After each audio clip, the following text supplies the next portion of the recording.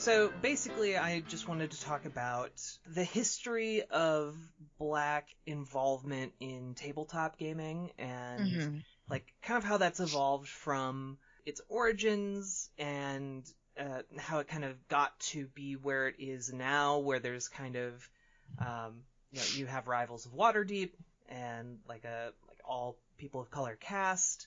And just kind of picking your brain on how you kind of view that evolution of things. Like, I guess how do you kind of view that legacy? Do you see it as doing something new and planting a flag, or do you view it as moving this forward in your own way? I guess that's kind of a messy way to ask that question, but no, it's fine. I'm just trying to think of like of Black people in the space.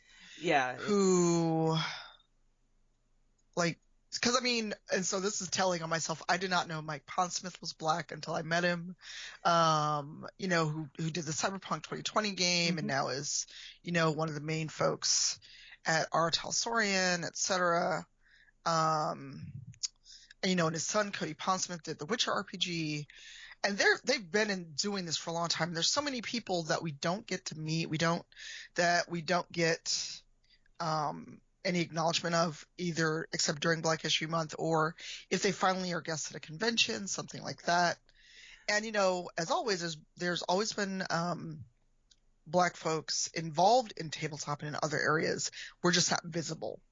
Yeah, that was one of the things I noticed while I was doing some background research. Is that a lot of the people who make games don't necessarily get highlighted and seen as people. Like, you recognize their name, but you don't necessarily know who they are, or even with Mike Pondsmith, he's been around for a while, but yep. I don't think I've seen an interview with him about his Blackness and how that affected his career trajectory or anything like that. It's mostly squarely focused on his games, right? Yeah, and he, I don't know how old Mike is. I did meet him once. We had him as a guest at OrcaCon. He may just be in that generation of Black folks where it's like, you know what, I've served my time is a terrible way to phrase that. I've talked about this enough. The world already tries to force me to be seen as nothing but Black, and that's all they see, and they don't want to talk about anything else. Because I've seen a lot of people and myself, that burnout of, for these short 28 and this year 29 days, people remember that Black folks exist, that Black creators exist, and they can trot out all the names they want. Like Twitch does their, focusing on a creator per day just for 2 hours on the front page. And he may have done interviews and maybe they're just lost to time. Because again, I didn't know who he was. I should say I've heard the name, but because it's tabletop and I made the assumption, I'm ashamed to say that he was just another white dude in tabletop. Until I met him, until he and his son were a guest at the convention I work with. But sometimes you just want to talk about your work. Mm-hmm. I mean, I do that too, where I just get to a point of, I simply want to talk about the things that I'm doing. Up till now, where, working with Green Ronin and the RPG based on N.K. Jemisin's trilogy. Next year at OrcaCon, we are celebrating Black creators, and I'm so happy that there are more Black people in RPGs than we can feasibly afford to invite. That's awesome. And even 5-10 years ago, would people have had that visibility?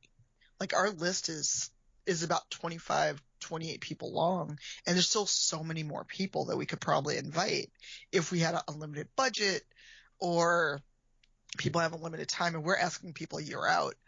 I think a lot of it has to do with the visibility that RPGs has, both online with stream games, with people being able to create their own work and kickstarting and, for all of the evil that the internet can do, Twitter and Kickstarter and social media and ways to promote your own work.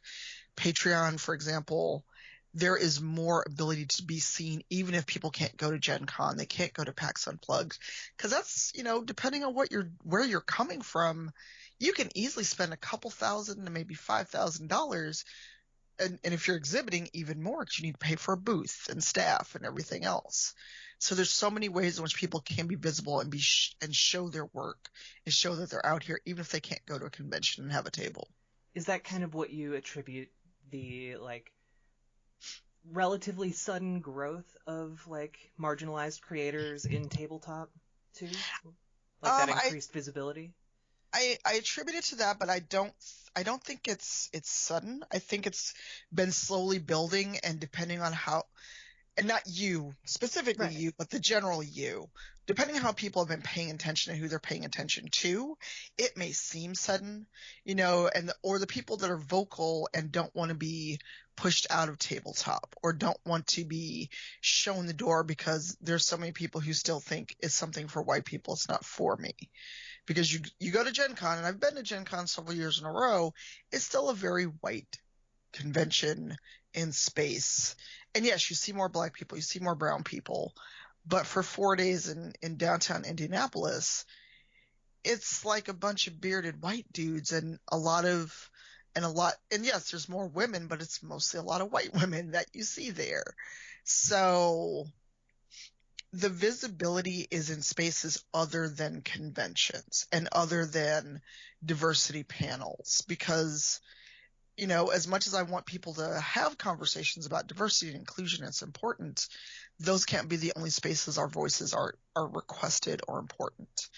So it's been happening, and I think the internet can very easily make it seem sudden, but it's not. Yeah. And you mentioned kind of the baseline expectation is, or maybe not expectation, but kind of the assumption is that tabletop gaming is very white and male, and a study in analog gaming came out, and it said something along the lines of 94% of the top 200 tabletop games over the past decade or so have been designed by white men. And so I'm kind of wondering, what do you attribute that disparity to? Access. It's, depending on, it's so many different factors.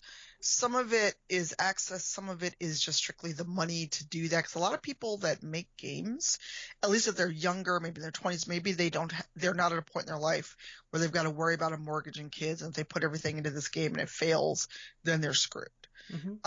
Or they have money, they come from money, and they can afford to try this and see if it works. But again, it's also who can afford to go to conventions, who can afford to make those connections and go to meetings and go to Gen Con and go to Origins Game Fair and stuff like that, where those spaces have been primarily old white men. And it's like the old boys club. It's like a fraternity for a lot of people. It's very hard to get a foot in the door, because for every person of color, specifically black folks who are visible, who are making their own game, or even working at some of the major publication houses, how many different people never felt welcome enough to even try? Even though I'm heavily involved in tabletop now, I stepped away from it for a very long time because of feeling like I wasn't part of it. When I was on Dragon Talk and Greg Tito and I had an extended conversation about it, he was like, what would it take to bring me back? What would it take to make you feel like you're part of this community? And it wasn't until D&D 5e player handbook where I saw the iconic human looking like me, a black woman in sensible armor, that was like, oh, maybe people did remember that black folks exist and it's fantasy. But I attribute a lot of it to access, the old boys club mentality. And I hate to see a lot of it, but I still see the idea that for some men, and again, this is very cis old white bro heteronormativity, that D&D or their tabletop night is something their wives may or may not let them do, or they feel like, oh, I'm an adult, I've got kids, I've got a job, I don't have time for that anymore. Some people, like video games, some people feel like they've grown out of it. Mm-hmm. But there's so many people like our age that, old enough to be my parent, that are enjoying it because it's community driven, it's analog, not analog, it's analogous to sharing an oral history. You're creating a story when you sit down at a table with a bunch of people, be it literal or virtual. But a lot of us don't get that opportunity, or we're talked out of it. There was someone who replied to me on Twitter, and then I'll stop talking so we can get to the next question. Someone who replied to me on Twitter where he works with Black and POC youth, and they still in 2020 are saying that's a white folks thing to do. So we still need to get past this idea of it. And that's why I'm glad that Rivals exists, even though the show wasn't put together to be like, look, brown people play D&D too. It was everyone can learn to play.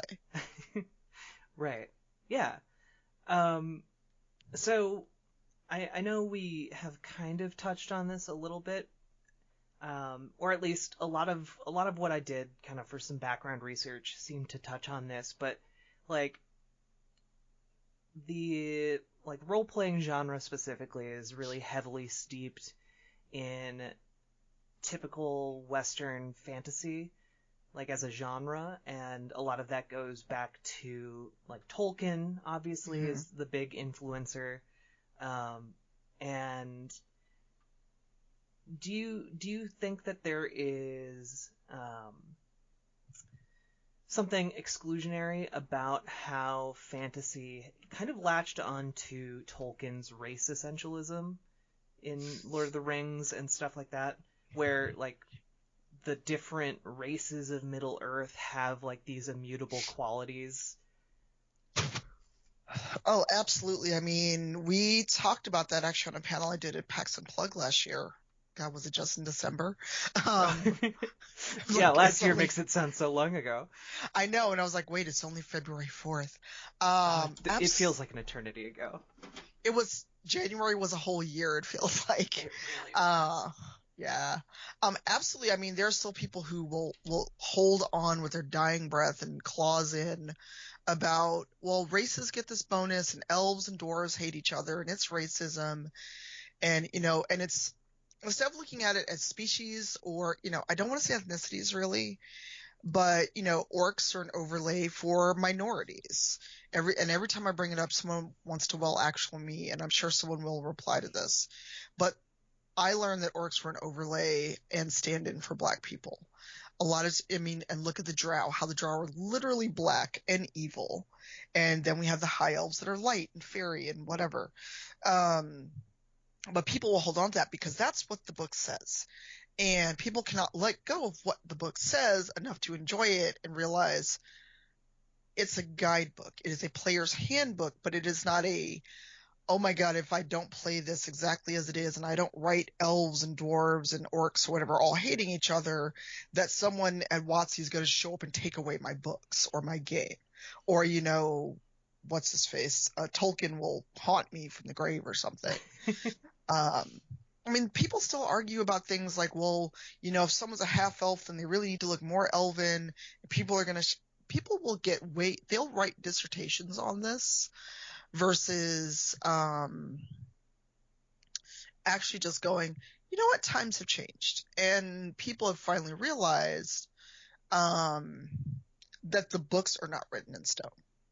But again, that earlier generation, or people my age, because I'm mid-40s, actually creeping up on late 40s, that grew up playing D&D from day one, some of them just can't let that go. They can't shift with the times.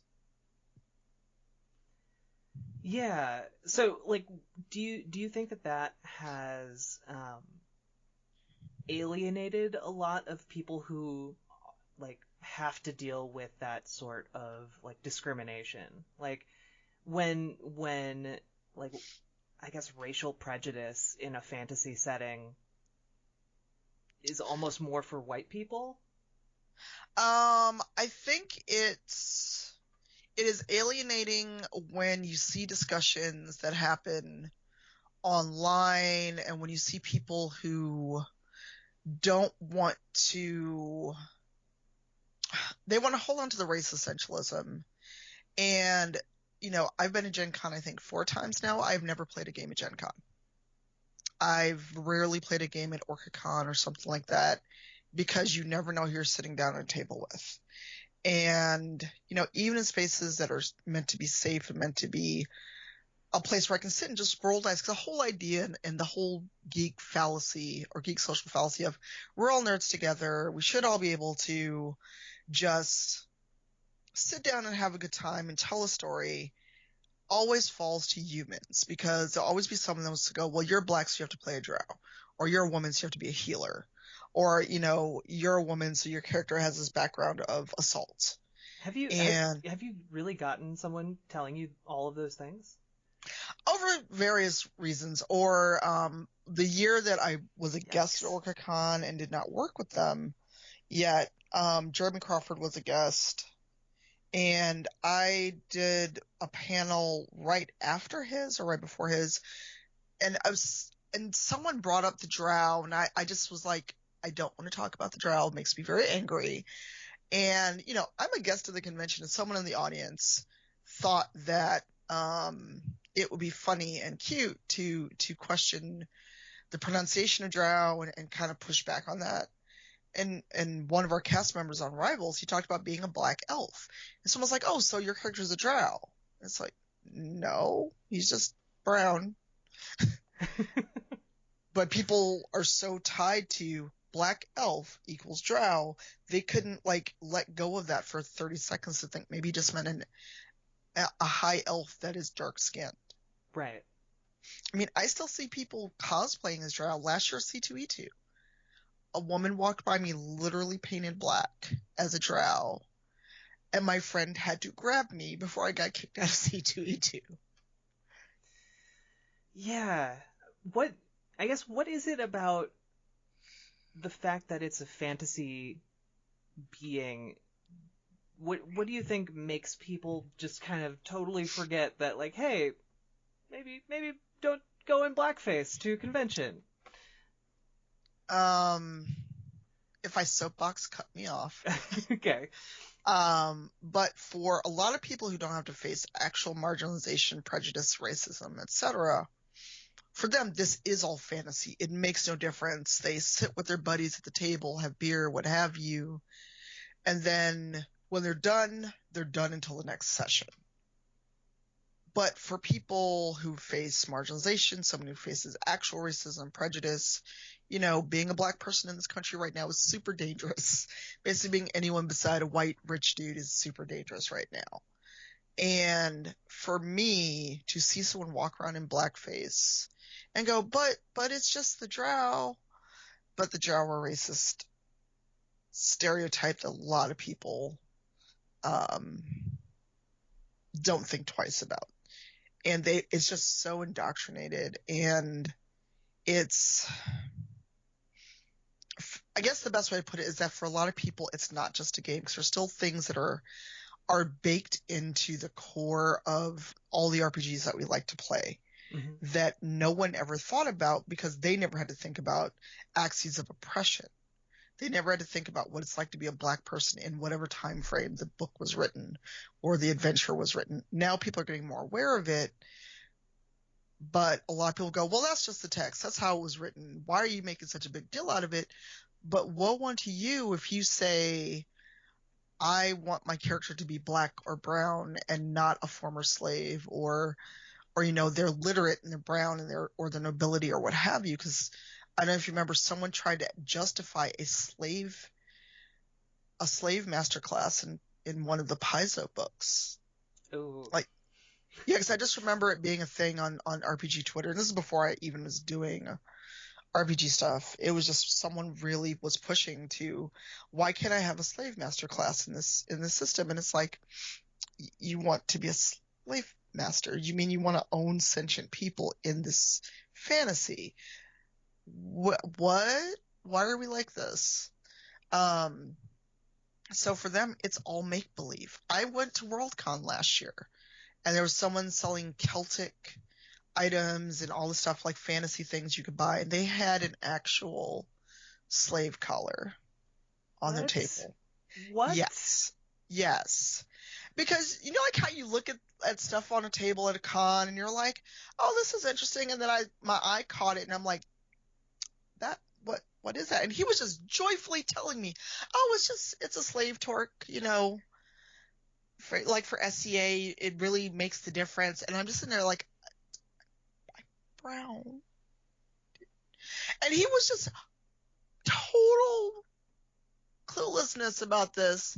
And my friends I was with who are from Dublin, they were just like, we need to go now before you pick that up and murder this man.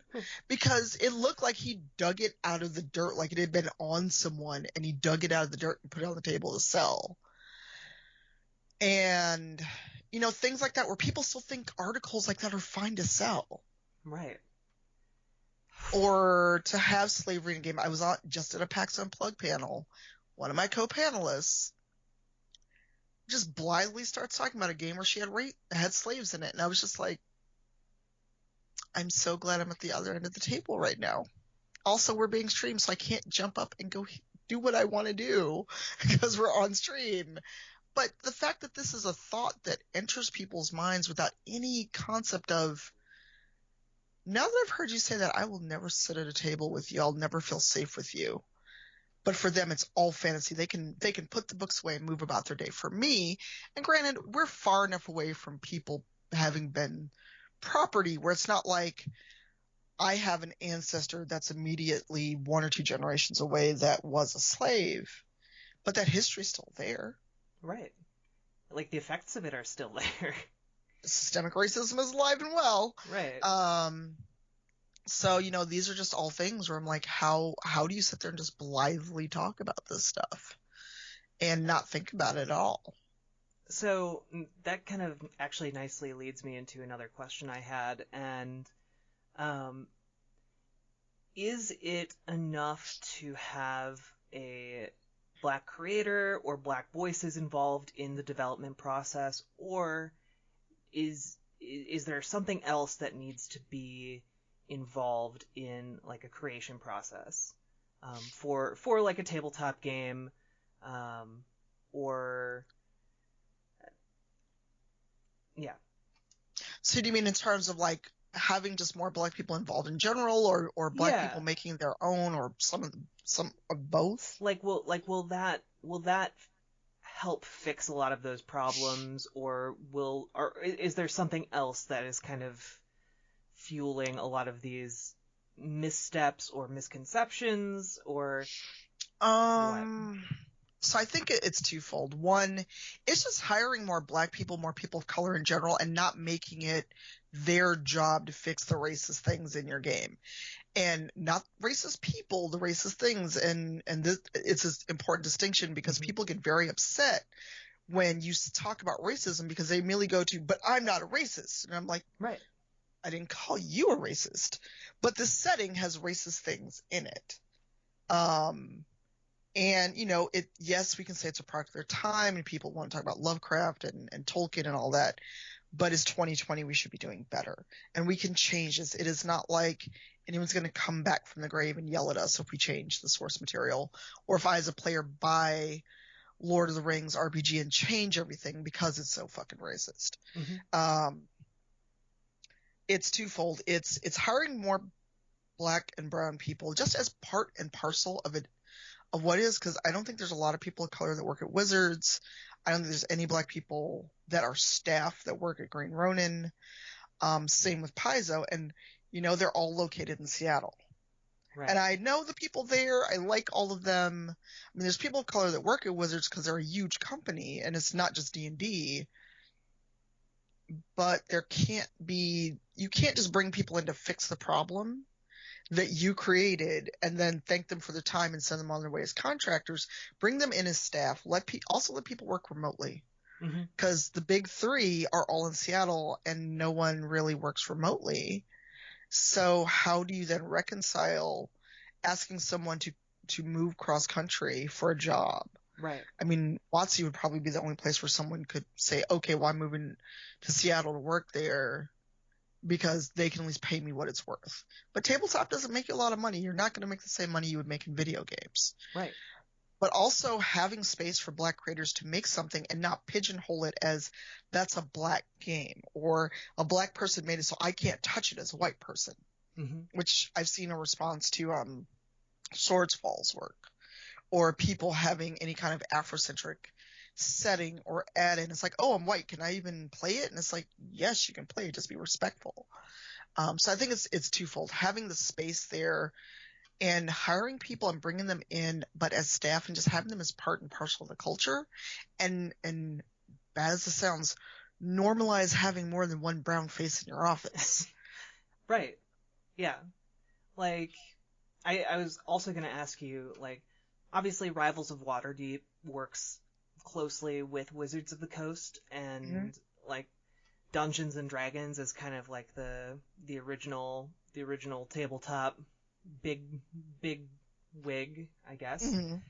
Does a lot to kind of shape the wider tabletop industry. So, like, what are some things that you think Wizards could do going forward to kind of improve their game in a way that welcomes everyone? Because you kind of mentioned that, like, seeing that artwork on the cover of 5th edition really changed kind of how you perceived and wanted to interact with Dungeons and Dragons. And what more could they do, especially like, given, like you said, they don't necessarily have a ton of Black folk working at Wizards of the Coast.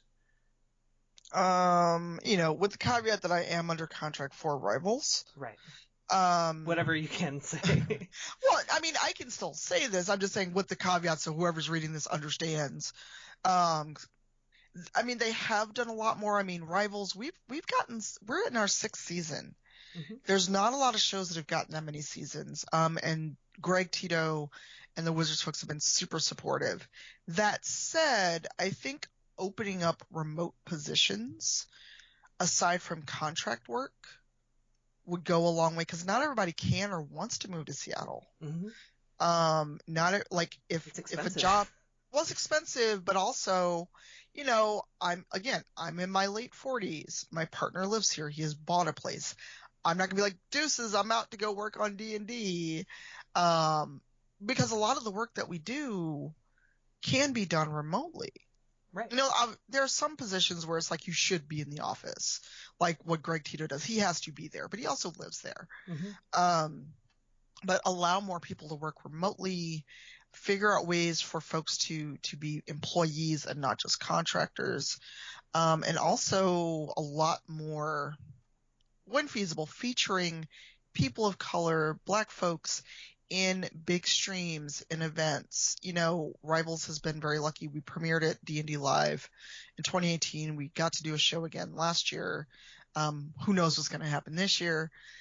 But, getting more shows with people of color, and even if it can't be predominantly people of color, but there are other shows. There's Tales from the Mist that is mostly people of color, women and non-binary folks. There's a lot of shows that they host, even if they're not direct stream shows. So both on the outward talent facing side is getting more people. And then, also just seeing more people of color, more brown faces on the side of who's making the game. But they're aware of this. They know that. I've been very fortunate to have conversations with folks there at Wizards about it. But I think it's a point of opening up the net a bit, because if you always have to move to Seattle for a job there, that's going to restrict a lot of people from moving. Right. And Seattle's a very white place. Not everybody. There could be a great job there, but some people of color may not want to move because, hey, it's Seattle, so white is a thing for a reason. Right. And, like, everything you're talking about is kind of like this informal filter, which kind of goes back to what we were talking about when I mentioned the 94% disparity in tabletop creation, right? Like there are just these sets of informal, like they're not written down anywhere, but they function as filters nonetheless, right? Yeah. So I guess what are there any names or games in particular, like tabletop settings even, that you feel like people should maybe know if they're looking to kind of branch out from a Eurocentric lens in tabletop? There's a lot of stuff, and of course my brain just totally blanked out. But there's Swords Fall by I don't know Brandon's last name, but Swords Fall is probably the most recognized one right now. Eloy Lasanta is making a lot of great games. Part-Time Gods is great. Yes, Misha Bushhager is making games. What is her whole title? 1 second, because I should know this. I should know this off the top of my head.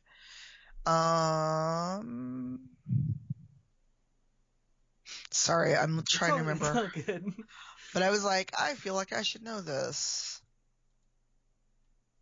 Because I think a lot of people, when they first encounter tabletop, and I know this is kind of the case with me, like, there's not like I'm a trans woman, like there's not a whole lot of stuff out there that directly speaks to my experience. And when I first encountered tabletop, like it seemed like it was a very much in that vein of like white dudes created this for white dudes.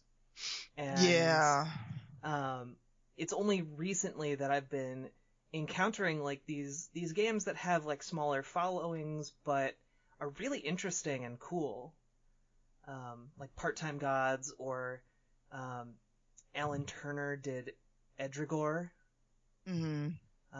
which is kind of like drawing from marginalized folklore from around the world to kind of create its setting.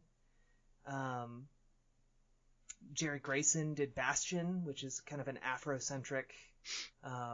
It's basically kind of like if Destiny, but like if Destiny centered around like kind of an African experience. Yeah. So Misha Bushhager, Black Girl Gameworks, that's who I was trying to think of. I just totally blanked out. I was like, Jesus. But actually, let me pull up the guest list for OrcaCon next year. Ali Bustian is one of our guests who makes a bunch of games. Eloy Lasanta just agreed to join us for 2021. Awesome. And it's awesome that you can like I want to type out like all these names to have them in a place, because so often it's hard to figure out. There you go. There's all of our guests that are confirmed that we have on the website. Jabari Weathers is a great artist. TK Johnson is on Tales from the Mist, who is the DM. Jessica, awesome. Algernon Bolden makes his own games, but he also works at Hairbrain. Sharif is on Rivals with me, and both Cicero and Brandon, also Rivals, are going to be guests. We just have to get them on the site. Graham Barber is located in Canada, and he does a lot of these deep lore dives and ran a world building workshop this year at OrcaCon. He's coming back. Oh, that's cool. Yeah, this is super awesome. Yeah, and that's just a few of the people I had to do the, hey, we asked you. I know it's been 2 weeks. So, like, I guess what...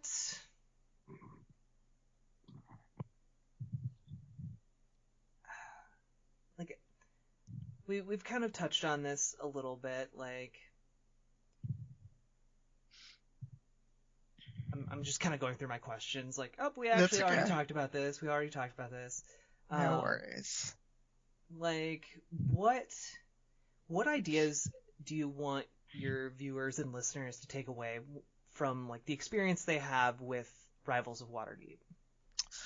Well, I want them... Oh, sorry, go ahead. Oh, and I was just going to add, and how might that be different from, like, what they might take away from like a cast of like primarily white dudes, for example.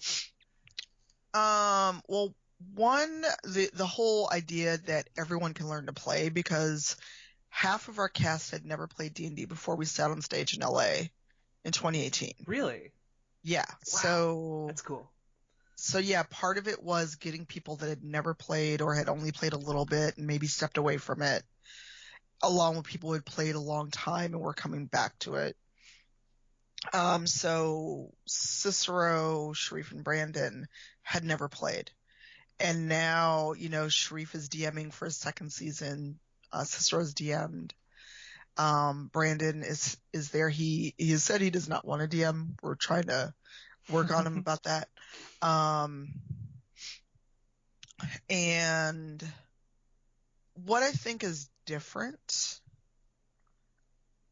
is there are things we can do and say and get away with that an all-white cast could not. Mm-hmm. And also just things we can do that are a nod to our experiences of people of color and Black folks and queer folks in a very visible setting. Because one thing I remember we did that sticks with me is Shree's character is a tiefling. And as we know, tieflings are treated a certain way in D&D lore. And he ran with this thing about, are you profiling me as a tiefling? And we all were like, oh, we see what's happening here. And a table full of brown folks are going to have a very different experience. And we could take that and do we all know how this goes. Mm-hmm. Or we have experienced this, because, I don't think there's a single one of us at the table that has not been profiled in some way in our lives, no matter where we are. And people in the chat got it. And they were like, oh, you really went there. If I saw that on an all-white show, any all-white cast or mostly white cast, I'd be like, how dare you? None of you understand this. And little things like that, or the season that Cicero just DM'd, where he was able to pay homage to 80s hip-hop that we all grew up with. And just little nods like that to Black and POC cultures, or things we all do with our characters and things we can inject of ourselves into it, mm-hmm. that are a kind of beacon. This is for you. Don't say that it's not for you. If we can do this, and yes, we are an official show, but put that aside. If we can sit here and do this, even if you never stream it, even if you don't show the world your game, you can sit at a game table, you can sit at someone's house and do this, because all it takes is a little imagination and some dice in a couple hours. You don't have to. We want to show, and this is not a slam on Critical Role, because I know some of the people on the show, and Matt and I are good friends, that you don't have to set out to be the Black version of Critical Role. You don't have to set out to be the brown version of Adventure Zone. Right. That you can tell your own unique story, put your spin on it, and there is a place for you at this table. Because so many people they never see people like them. And I had an experience at Gen Con where someone wrote me a really heartfelt letter of what it meant to see someone like themselves on a panel, not just talking about diversity. And even though that was not the intent of the show, it's something that's happened, and I'm really glad for it. Yeah. Yeah, it's kind of fascinating how in a medium that is dedicated to, pushing the limits of imagination and possibilities, that there has been this kind of, I guess, cage put on it, and like these limits, I guess. Yeah, and a lot of it is just assumption. I lived through the Satanic Panic toward the tail end of it, and there are just still people who think that D&D is evil, or there's the overarching games are for kids. They don't see the value, but playing D&D and playing tabletop has helped me be a better creator, better writer. It makes you think, it makes you use your imagination, and it's not just, complicated math on a sheet and listening to someone railroad you through a story. At least good for me, good D&D or good RPGs aren't. It's you're collaboratively telling a story and building a world together. And out of that, hopefully you can become friends if you're not already friends before you sit at the table. Yeah. So I guess where do you see like blackness and brownness in tabletop gaming going? Like what makes you feel hopeful for the future? What do you think like and what like are some possible like roadblocks you see kind of maybe coming down the pipeline or might already be there and might just be like become a bigger problem going forward? I guess the only thing I could see is if there's any kind of I guess I'll start with the good things I see. Yeah. Seeing Sorry, that was more a big question. No, that's okay. I was like, and unfortunately the internet is terrible, so my brain can go in very dark places very quickly. Right.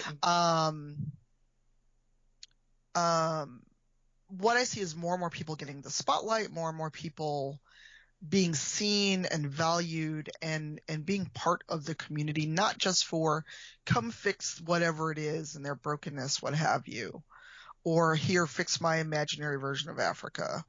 It's you are a good writer, you're a good storyteller, you're a good developer, an artist, what have you. We need you in this studio, we need you in this project, etc. And also just more people feeling confident putting their own work out there, and more people either using Patreon or I can't think of the other place a lot of people will post their games, or using itch.io or what other places they can, and feeling that confidence of putting their work out there because they see other people doing it. And I just hope we get to a point where having a brown character, having a black character in a fantasy setting doesn't always get the knee-jerk reaction, but realism. And I'm like, but there's dragons. I've never seen a dragon. Have you seen a dragon? Have you seen an orc or an elf walking around? And get to the point where people remember, hey, it's fantasy. So if it's fantasy, it doesn't matter. So it's one of those things where you just hope that people can actually put the tenet of we're all nerds and it's all fun to use instead of saying it but not meaning it. Right. So that's what I hope for. I would like to start going to conventions and see more and more people that look like me. But conventions are also not cheap. So I hope that there are more ways in which people can get to conventions. OrcaCon has a Blackfish scholarship because Orca does Blackfish. There's no real scholarship to go to PAX Unplugged or anything. Or have ways to bring that convention experience to other people, smaller events that are happening. I like to see Gen Con grow and get a lot more colorful, shall we say. Yeah. Okay. So that, yeah. I don't know. Do you have anything else you want to kind of add to the end of this? Basically walk the walk of if you say you want to see more diversity and inclusion, actually support the people creating it. Because so many people will say one thing and do another. So I think what people need to remember is all the talk in the world means nothing if you don't support. And support doesn't have to be monetary. We know everybody doesn't have $5, $10, $20 a month. But even if you can't support someone on Patreon or buy their game, boost their Kickstarter, boost whatever they're doing. And the last thing is, a lot of people will come in and go, I want to be educated. Why can't I do this? Can I play a black character? Can I not play a black character? Am I a racist because I want to do this? And it's like, you know what? Remember that all emotional labor is still labor, and that it's not up to people of color, especially black folks, during Black History Month, the shortest month of the year, to give you free education so you can feel better about yourself. There's a thing called Google. Go use it.